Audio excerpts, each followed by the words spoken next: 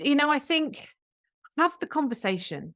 Have the conversation that goes, I want to be here for you. I want to support you. I'm probably going to get it wrong sometimes because what helped me might not help you. And I always say this in my community that people used to say to me, "Oh, Karen, you're so strong." And I loved that. That really kind of gave me a buzz. I was like, yeah, okay, I'm doing all right. But for the most part, when people tell widows they're really strong, they hate it.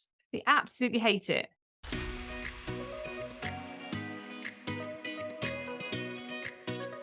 Hi, and welcome to Beyond Empty Nest. I'm your host, Jody Silverman, speaker, mentor, and Chief Dare Officer at Moms Who Dare.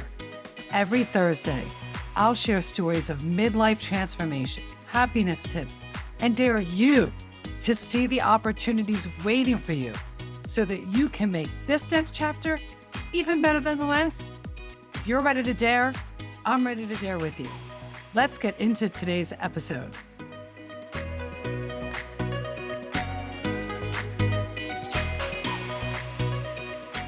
Midlife. It certainly can present us with many changes, challenges, and shifts. There's the kids leaving the nest, there's our parents aging, our own physical and health changes, and if that all weren't enough, widowhood as well. Today, I am so excited and so happy to have Karen Sutton on our show. Karen is one of the UK's first grief and loss coaches to specialize in widowhood. Through various different offerings, Karen provides emotional and practical support, educating, coaching, and mentoring anyone dealing with the loss of a life partner, wherever they are in their grieving journey. Through her own experiences with loss, Karen understands how difficult it is trying to navigate your way through these traumatic life events and wants to help people reimagine and rebuild a full and vibrant life after loss. Karen also hosts the Widow Podcast, the UK's first podcast specifically for widows and surviving partners. Karen, welcome to Beyond Empty Nest. Oh, thank you so much. Thank you for having me. I love coming on to have these conversations. I think that's so important. Yes, and this is one of those topics, sadly, so many of the women in the Moms Who Dare community and in my life want and have been asking for, single in midlife. That's hard. That's hard. And then there's layers of being single, and widowhood is one of those layers. And before we hit record, I was saying there seems to be more and more 50-some-year-old widows out there, men and women, but I'm finding more women than men. And what I'm thrilled about when you said yes to being our guest is not only are you going to provide some support here on our episode, but that you have the Widow Podcast. So our audience can continue to find support with you through you. So we'll make sure in the show notes below, every way to contact you, to reach you, to find your podcast is available in the links in their show notes below. So I just want to let the audience know there's more available with Karen through this conversation. So Karen, we always start with our own story because we all have a personal story and journey, and I know you have one. So share some of your story with our audience so they can get a little bit more idea, because we see ourselves in our stories. We do. And my story, even myself, I kind of find it amazing, really, at how it's transformed my life. Back in September 2016, normal person. I was a midwife working as a community midwife, had two kids, two girls. They were 9 and 5 at the time, married to Simon. And we'd been on our summer holiday in our caravan. We'd had friends round for dinner one Saturday night, and Sunday morning, Simon got up and went out for a bike ride. And that was the last time I ever saw him. He had a huge cardiac arrest whilst on this bike ride. And the next thing I knew, our friend was at my front door telling me that Simon had died. And from that moment on, my life changed completely. I changed. The impact the loss of a life partner has on you and everything about your life is huge, absolutely huge. And obviously, I was thrown into this world of grief, of widowhood that I didn't understand and I wasn't expecting. I was 39 years old. Simon was 43 when he died. I had to tell my children their father had died. I had to tell my mother in law her son had died. And I had to figure out how I was going to find my way through this. I do remember very early on, literally days, I was in the car with my mum and my sister.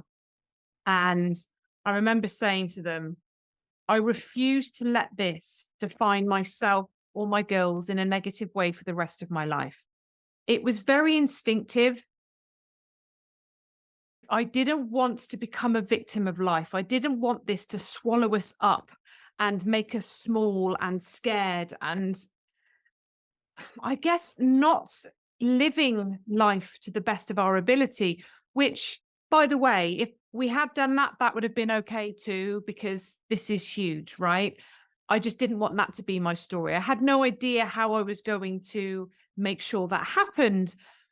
But, just step by step, day by day, figuring things out. And it was tough. And the first 2 years, I always refer to the first 2 years as the early days because it's hard, really, like really hard. And people don't understand the enormity of the loss. It really does touch every corner of your universe. And of course they don't understand. I think in life, we can't understand things that we haven't been through. I just think that's just a general rule in life, isn't it? Yeah. We can imagine, we may have been close to people that have experienced it. But you can't know. You can't know what you don't. You can't know until it's that the phrase that the saying of until you walk in my shoes. You don't know. Exactly. Yeah. And I don't want. I want you to continue your story, but my first experience with supporting somebody through widowhood was one of my dearest friends and neighbors across the street, and her husband just suddenly. It was very sudden. Within 2 months of him not feeling well, and it wasn't as sudden, but and to watch that Yeah. was Awful. yeah, Mm. because you don't know, and You you don't know. can't do Yeah. anything but just hold space, but yeah. Yeah. I like what you said about you didn't want it. I like the instinctual part, because I think you can feel that, Yeah. and I like how you said you didn't want it to swallow you up. It can swallow you up. Yeah. I watched Yeah. it swallowing my friend up. She's remarkable. A lot. She is amazing today. It was 10 years ago, and she was left with 4 boys. Wow. Yeah, so go ahead. Wow. So I'm sorry I interrupted, but I get that you don't know what you don't know, and we can't beat ourselves up either as those supporting them, and then we're gonna get into that too, a little bit of, Yeah. and maybe we could like add that to this. We like, you know, asking for what you want and asking for what you don't want, and maybe giving a tip to some people out there who don't know if they're scared not to. They don't call because they're scared they're gonna do it wrong. They'll go. Yeah. Yeah, we'll get that. Absolutely. I think that's a really important conversation to have for sure. So yeah, I kind of found myself searching for other widows, people that got it, people that understood, people that could tell me I was going to be okay, because it kind of did swallow me up, and it kind of, I guess, left me feeling very lost, very alone. I didn't know who I was. I didn't know where I fitted in anymore. I didn't know where I was heading. I didn't know how I was going to bring up 2 children. Just so much, so many unanswered questions. And I wanted somebody else to tell me it was going to be okay. And I did, and I found widow support groups, and they were amazing in terms of finding other people talking about things that you're feeling and experiencing and validating that and normalizing it for me.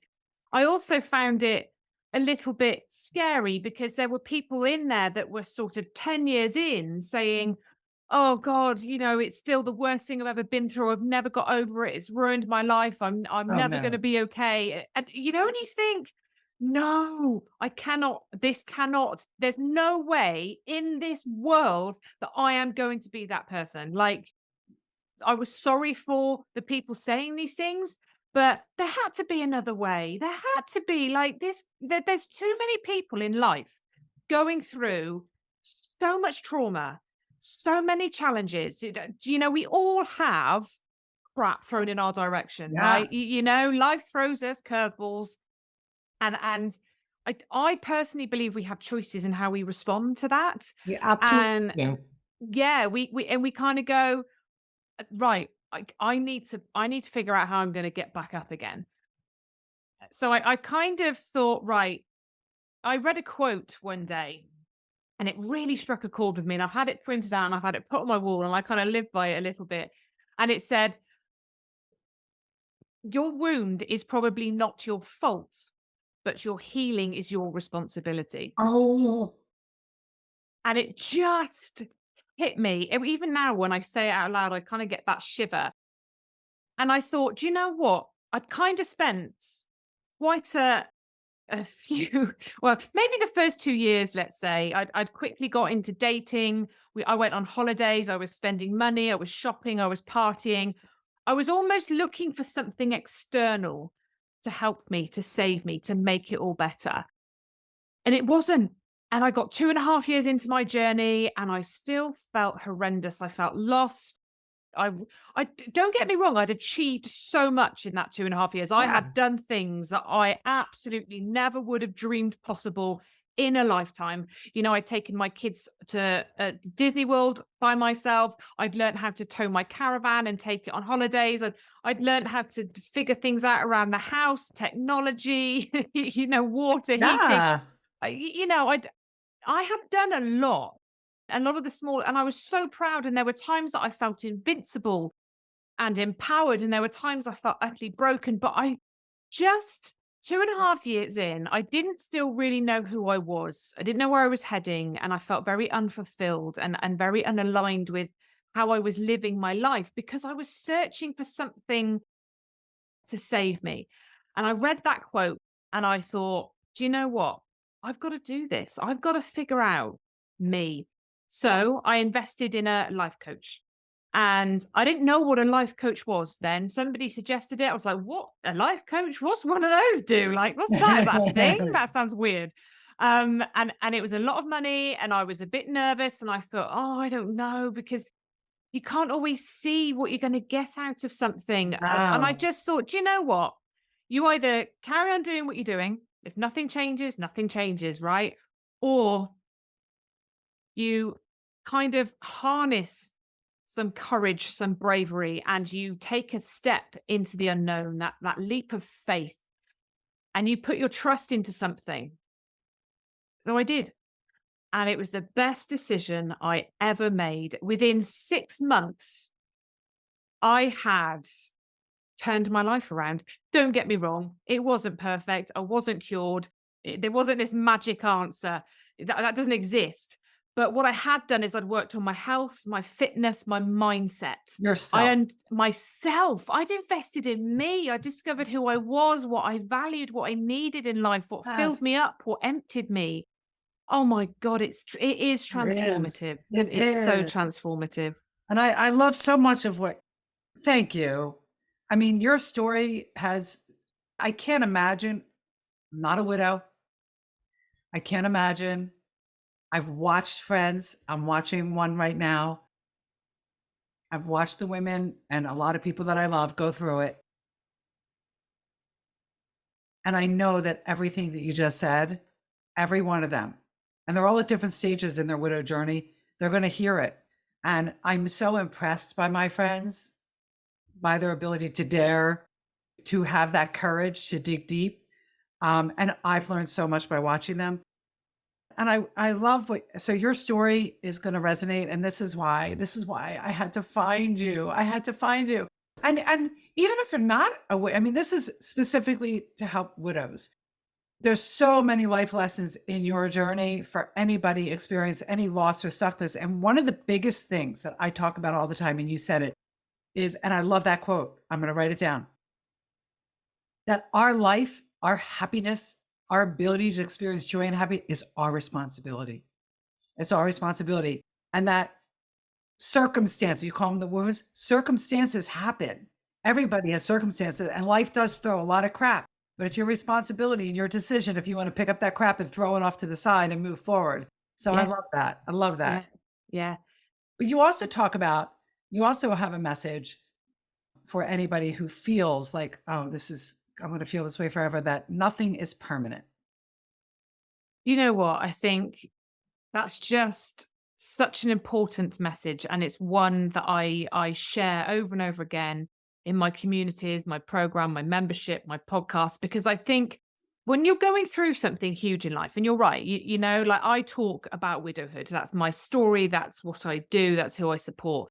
But you're right, it kind of transfers into all areas of life. Nothing in life is permanent. Death is, yes.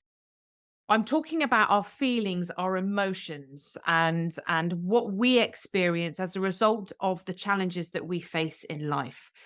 It's not permanent. It ebbs and it flows, and we find our way through it, and things evolve, and we grow around. We learn, we understand ourselves better.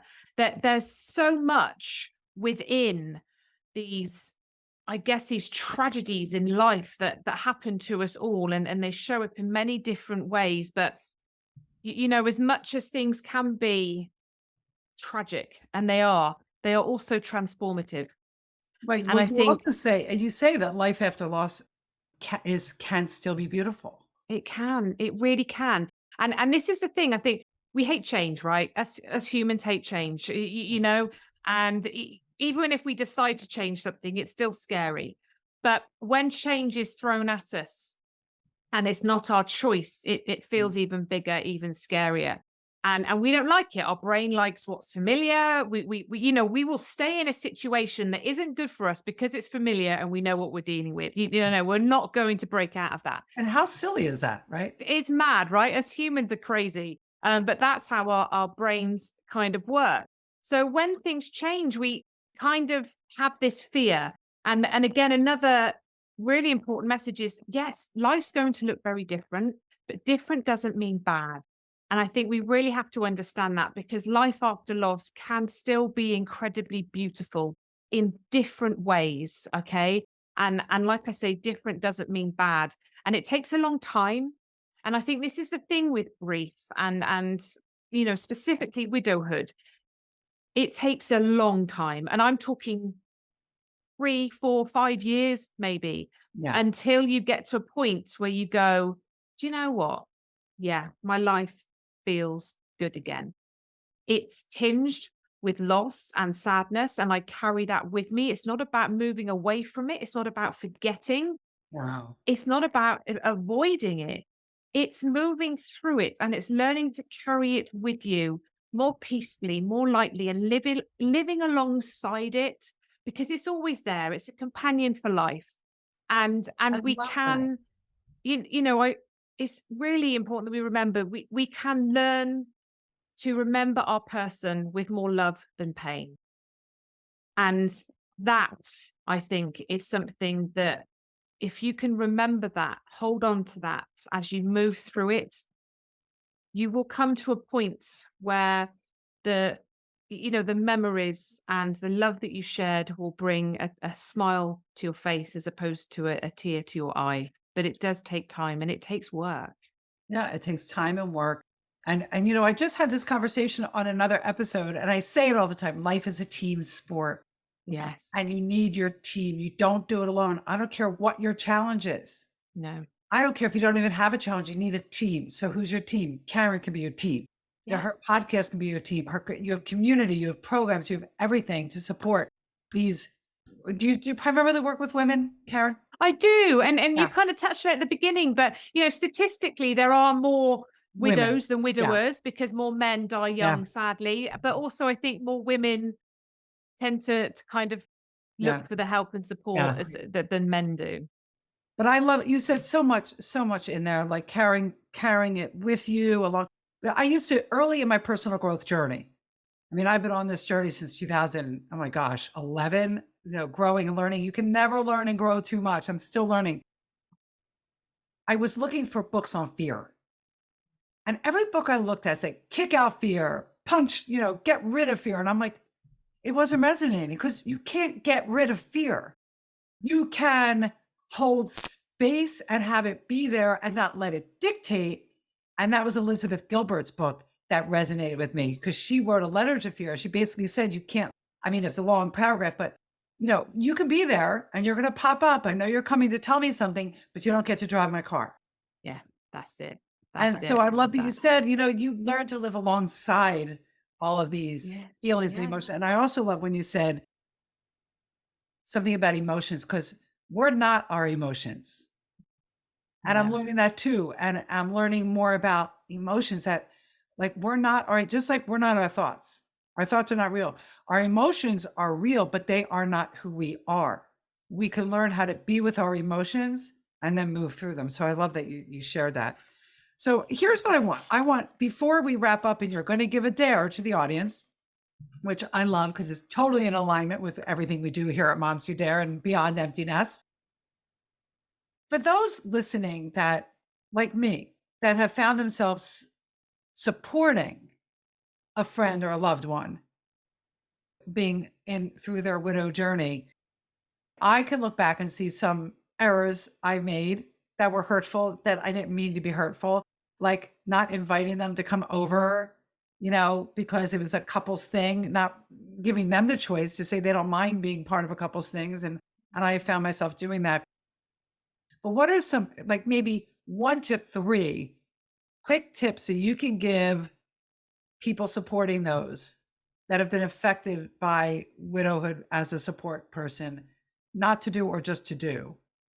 Do you know what? I think just show up. I Show up. think showing up and ask the question. We're all scared of grief. Grief's scary. Even me, like there's people in my life I'm incredibly close to, and that they have losses, other family members.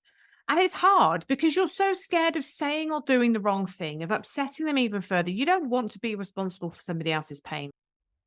But, I think have the conversation. Have the conversation that goes, I want to be here for you. I want to support you. I'm probably going to get it wrong sometimes because what helped me might not help you. And I always say this in my community that people used to say to me, "Oh, Karen, you're so strong." And I loved that. That really kind of gave me a buzz. I was like, yeah, okay, I'm doing all right. But for the most part, when people tell widows they're really strong, they hate it. They absolutely hate it. So what works for one won't work for another. It depends what kind of day you're having. It depends what mood you're in. It depends how the message is delivered, in what context. But do you know what? Just ask the questions. Is this helpful? Is that helpful? Would you like me to do this? And sometimes, we can all find somebody to do something with. I think what a widow really misses is having somebody to do nothing with. Oh, So can you go round and just cook dinner quietly and sit and eat it with them and watch a movie? Do you know? Like yeah. we sometimes go so big in our thinking and if they've got kids, can you look after the kids? The practical jobs as well. Can you go and just say, go and have a cup of tea? I'm gonna make you a cup of tea, sit down, I'm gonna cut the grass. Do you know? Like think of the practical jobs that you can do that feel supportive, that feel helpful, but don't always necessarily involve the person talking and sharing and having to pour their heart out. They might want to, they might not want to. They might just like having somebody around because that's what you miss, that companionship. I love that. Those are great tips. And reminds me, there was a show on TV called New Amsterdam. Did you ever? No. No. The lead, I'm losing his the lead character's name. His whole thing was he would walk in and say, "How can I help?" Yeah. And that's Yeah. what you basically said. It's like, okay, I want to be here for you and I want to be here in a way that's going to be helpful. And I know I'm going to make mistakes. So how can I help? But Yeah. I love what I love about just being, Just being. just Just hold being. space for them, right? Just show up. And I think that the I biggest love thing that. the biggest thing I would say is, when you are listening to them, it's really hard for us as human beings to do this. But listen. Don't listen to respond. Listen to hear what they're saying and agree and say, I'm sorry, you're right, this is shit. I'm here. I'm here.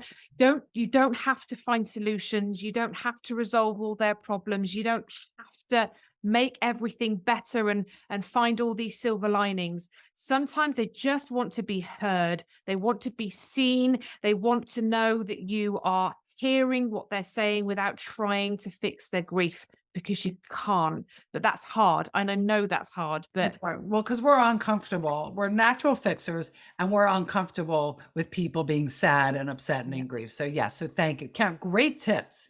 Great. I love the messaging for those who are experiencing being widows. And I love the messaging for those of us that are here to try to support them. Because the worst thing you could do is not show up because you're scared you're going to make a mistake. And I love just being upfront with it. I want to be here for you. Yeah. I am here for you. Yeah. I don't want to do anything wrong or to add to your pain. So how can I help? Like, what do you? Guide me. Yeah. Yeah. All right. So this is dare time. So every guest leaves a dare for our audience, and your dare is, it sounds simple. This is not simple. It's But not.